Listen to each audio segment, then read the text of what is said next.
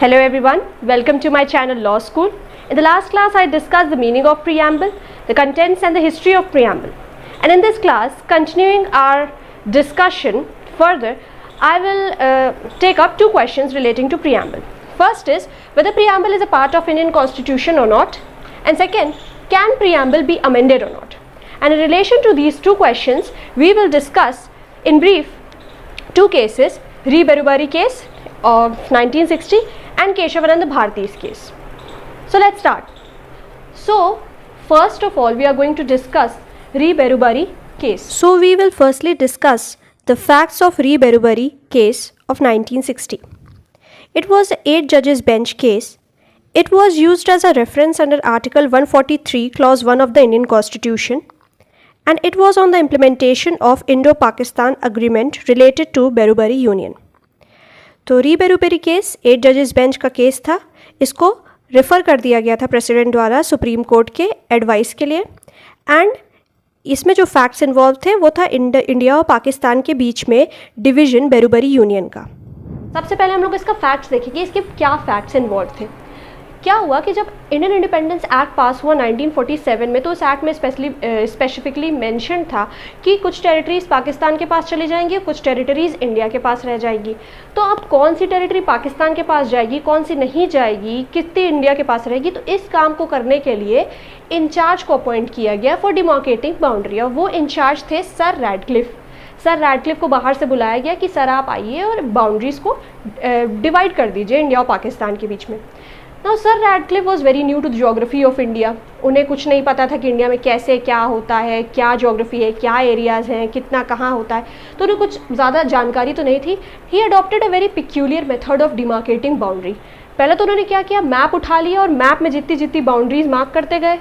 और दूसरा उन्होंने क्या करा कि एक थाना को दूसरे थाना से कनेक्ट करते गए और कह दिया कि इतने थाने के पीछे वाली ज़मीन पाकिस्तान की हो गई और इतने थाने की इंडिया की हो गई. तो ये वो करते जा रहे थे, ऐसे ऐसे वो डिमार्केट कर रहे थे इंडिया और पाकिस्तान के बीच में बाउंड्रीज. डिस्प्यूट कहाँ राइज हुआ, डिस्प्यूट यहाँ राइज हुआ कि वेस्ट बंगाल के डिस्ट्रिक्ट को जब हम लोग डिवीज़न करने लगे, जब सर रैडक्लिफ डिवाइड करने लगे, तो वहाँ पर एक डिस्ट्रिक्ट हुआ करता था जिसका नाम था जलपाईगुड़ी. जलपाईगुड़ी का जो डिस्ट्रिक्ट था, it was to be divided between India and Pakistan. एक पूरा डिस्ट्रिक्ट था, आधा पाकिस्तान के पास चला गया, आधा इंडिया के पास रह गया. इसमें एक छोटा सा एरिया था जिसका नाम था बेरूबरी यूनियन नंबर 12. अब इस एरिया को सर रैडक्लिफ मार्क करना भूल गए कि वो इंडिया के में रह रहा है कि पाकिस्तान के में रह रहा है, और फिर इसी मैटर से ये डिस्प्यूट अराइज हो गया. Pakistan started contending that Berubari is their territory. Pakistan ने अपॉर्चुनिटी देखी और उन्होंने कहा कि नहीं, बेरूबरी इज़ आर टेरिटरी, ये हम लोग की टेरिटरी का पार्ट है. इंडिया ने कहा कि नहीं नहीं, वो हम लोग की टेरिटरी में लाई कर रहा है, वो हम लोग का पार्ट है. दो दैट बेरूबेरी यूनियन इंडिया की टेरिटरी में ही लाई कर रहा था, बट मार्क ही नहीं किया गया था उसको, तो Pakistan saw an opportunity and started contending. अब इसको रिजॉल्व कैसे किया गया, इस मैटर को रिजॉल्व करने के लिए अग्रीमेंट पास हुआ, नेहरू नून अग्रीमेंट. अब इस नेहरू नून अग्रीमेंट में क्या हुआ, इस नेहरू नून अग्रीमेंट को उस समय के जो प्राइम मिनिस्टर थे पंडित जवाहरलाल नेहरू और पाकिस्तान के जो प्राइम मिनिस्टर थे फिरोज़ खान नून, उनके बीच में अग्रीमेंट करके इस मैटर को रिजॉल्व कर लिया गया. But Indian government was of the view कि इसको हमेशा फ्यूचर तक हम लोग रिजॉल्व करना चाहें, ऐसा ना हो कि पाकिस्तान पलट जाए या फिर कुछ हो जाए. तो इंडियन गवर्नमेंट चाह रही थी कि कुछ लीगल बैकिंग भी हो उसके साथ, कोई अच्छा एक्ट जुड़ा हो कि फ्यूचर में हम लोग दिखा सकें कि बेरूबरी हम लोग की टेरिटरी के अंदर आ रहा है. तो Indian government thought of passing a state reorganisation act. Indian government चाह रही थी कि एक एक्ट पास कर दे, उस पर स्पेसिफिकली मेंशन कर दे कि वेस्ट बंगाल के डिस्ट्रिक्ट में क्या क्या टेरिटरीज आ रही हैं और वो इंडिया के अंडर कंट्रोल में है. तो इंडियन गवर्नमेंट ने क्या करा कि सुप्रीम कोर्ट मूव करा for its advisory jurisdiction under article 143. Article 143 में प्रेसिडेंट सुप्रीम कोर्ट से उसकी एडवाइस मांग सकता है कुछ नेशनल इंपॉर्टेंस के मैटर पे. तो क्या हुआ कि they move to the Supreme Court for its advice कि हम लोग को इस मैटर में क्या करना चाहिए, क्या हम लोग रीऑर्गेनाइजेशन एक्ट पास कर सकते हैं कि नहीं कर सकते हैं. तभी इस केस में री लग गया है. यहाँ वर्ड री का मतलब है कि रेफरेंस किया हम लोगों ने आर्टिकल 143 में, हम लोग ने रेफ़र कर दिया case to the Supreme Court for its advisory opinion. Now next क्या हुआ और सुप्रीम कोर्ट ने क्या कहा, इसमें क्या जजमेंट दिया वो देखते हैं. The judgment of re Berubari case is as follows. The court stated that preamble is the key to open the mind of the makers, but it cannot be considered as a part of the constitution.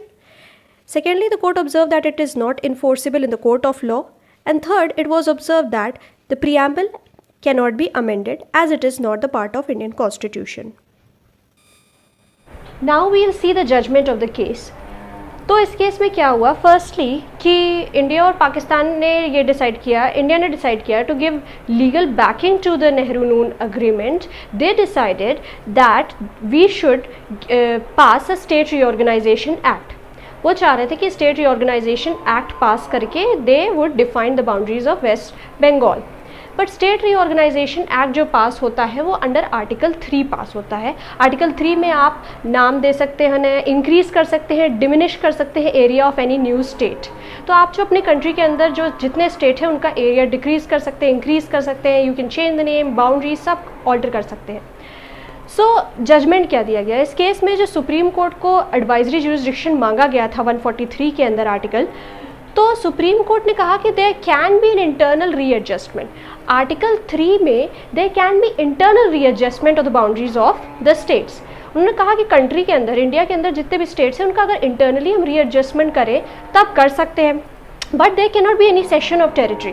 Session of territory का मतलब we can not cede any territory to another country. हम लोग अपनी territory, we can not give up any territory to another company by way of article 3, क्योंकि article 3 में ये कहीं mention he नहीं है.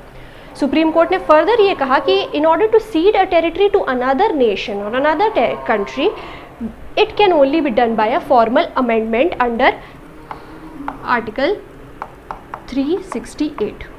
सुप्रीम कोर्ट ने कहा कि अगर ये चीज़ हमें करना है, अगर हमें territory we have to give territory to another country, it can not be done by passing a state reorganisation act under article 3, और वो अगर हमें करना है तो it can only be done by a formal amendment by passing an amendment under article 368 of the Indian constitution. इसी matter में जब सुप्रीम कोर्ट ये सब डिसाइड कर रही थी तो एक इंटर रिलेटेड मैटर में Supreme Court observed that preamble to the Indian constitution, जो प्रीएम्बल है इंडियन कॉन्स्टिट्यूशन में, it is not a part of Indian constitution. Supreme court ने ऑब्जर्व किया इसी मैटर में, inter related topic Supreme court ने take up किया, and it held that preamble which is attached at the beginning of the constitution is not a part of the Indian constitution. And secondly supreme court ने यह भी observe करा कि since it is not a part of Indian constitution, it can not be amended. Why was preamble brought up in Berubari union case? ये question arise हुआ कि preamble का question बेरूबेरी union case में क्यों अराइज हुआ. The reason behind this is the preamble of our constitution mentions the sovereign will of the people of India. Preamble में sovereign will of people of India दी हुई है. So in order to uphold the sovereign will of India, the case was referred to the Supreme Court so as to determine the eligibility of the Parliament to cede the territory of India which might go against the will of people. Sovereign will जो preamble में दी हुई है, now this sovereign will can be affected if parliament ऐसा कोई law pass करती है जिससे parliament has to cede any territory of India to another nation. अगर पार्लियामेंट इंडिया की टेरिटरी सीड करती है, गिव अप करती है to another nation, then in such a case the sovereign will of the people of India can be affected. इसी वजह से यहाँ पर क्वेश्चन अराइज हुआ कि whether the preamble is to be amended or not. Hence, the question regarding the amendability of the parliament, amendability of the sovereign will of the people came up before the court. तो supreme court ने दो चीज़ें यहाँ पर कही कि preamble constitution का part नहीं है and preamble can not be amended under article 368. अब सुप्रीम कोर्ट ने ऐसा रॉन्ग जजमेंट क्यों दिया? सुप्रीम कोर्ट का जजमेंट रॉन्ग नहीं था, सुप्रीम कोर्ट के सामने जो फैक्ट्स लाए गए वो कंप्लीट नहीं थे. सुप्रीम कोर्ट में ये फैक्ट्स बताए नहीं गए कि जब कॉन्स्टिट्यूशनल असेंबली की डिबेट्स हो रही थी, जब कॉन्स्टिट्यूएंट असेंबली के मेंबर्स डिसाइड कर रहे थे कि कौन सा प्रोविज़न रखना है, कौन सा नहीं रखना है, तो एक पूरी डिबेट्स हैं उसको रिकॉर्ड किया गया था. बट सुप्रीम कोर्ट में ये नहीं बताया गया कि preamble to the Indian constitution was also adopted in the same manner in which other provisions of the constitution were adopted. हर प्रोविज़न को अडॉप्ट करने से पहले एक फॉर्मल पूरी डिस्कशन होती थी कि इसमें क्या प्रोज है, क्या कॉन्स है, सबका मेजॉरिटी ओपिनियन लिया जाता था, तब उसको अडॉप्ट किया जाता था। सिमिलर वे में preamble to the Indian constitution को भी अडॉप्ट किया गया था, लिया गया था। बट दिस फैक्ट कि प्रीएम्बल को भी सेम तरह से अडॉप्ट किया गया था was not brought to the notice of Supreme Court in this case. इसी वजह से सुप्रीम कोर्ट ने उन आधे अधूरे फैक्ट्स को सुन के सुप्रीम कोर्ट ने ये डिसीजन दिया कि preamble was not a part of the Indian constitution and it can not be amended. Now, second case is Keshavananda Bharati case. In Keshavananda Bharati case of 1973, the views expressed in Beruberi case was rejected and it was observed that preamble is a part of Indian constitution and preamble is not beyond the reach of article 368. That means the preamble can also be amended like the other provisions of the Indian constitution.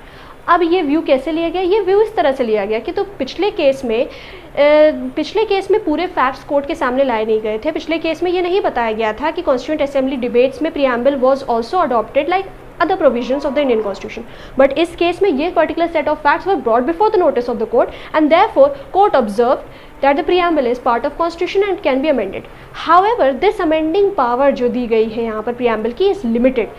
पूरी तरह से इसको amend नहीं कर सकते, limited amending power है। This means that उसको उस एक्सटेंट तक नहीं अमेंड किया जा सकता है so as to change the basic structure of the constitution. Preamble में कैसे कई ऐसे वर्ड्स यूज़ किए हैं which form the basic structure of the Indian constitution. Basic structure means they form the pillar of the constitution और the foundation upon which the constitution rests. तो वो सब अमेंड नहीं किया जा सकता है। सो प्रीएम्बल दो preamble can be amended but यहाँ अमेंडमेंट की जो पावर है लिमिटेड पावर दी गई है। It can not be amended to that effect so as to change the basic structure of the constitution. फिर इसी के मद्देनज़र रखते हुए 42nd अमेंडमेंट लाया गया जिसमें से कुछ वर्ड्स 3 वर्ड्स इंक्लूड किए गए that is socialist, secular and integrity. The judgment of Kesavananda Bharati case is as follows. In Kesavananda Bharati case 1973 which was a 13 judges bench case, it was observed that the preamble of the constitution is the part of the constitution. Secondly, the preamble is not the supreme power or source of the restriction or prohibition, but it plays an important role in the interpretation of statutes and provision of the constitution. And thirdly, it was observed that preamble can be amended, but the amending power is limited as the basic structure cannot be changed or altered. So in Keshavananda Bharati case, the ruling of Beruberi case was rejected and it was observed that preamble a constitution का part है and preamble can also be amended. Secondly, it was observed that preamble is not any source of power, but in case where any provision of the Indian constitution is not clear या फिर कोई ऐसा provision of the Indian constitution है जो कि ambiguous है जिसका interpretation नहीं हो पा रहा है तो हम लोग we can take the help of and guidance of the preamble and we can interpret the provision of the constitution in the light of the ideas enshrined in the preamble. So that is all for today. I'll see you in next class. Thank you.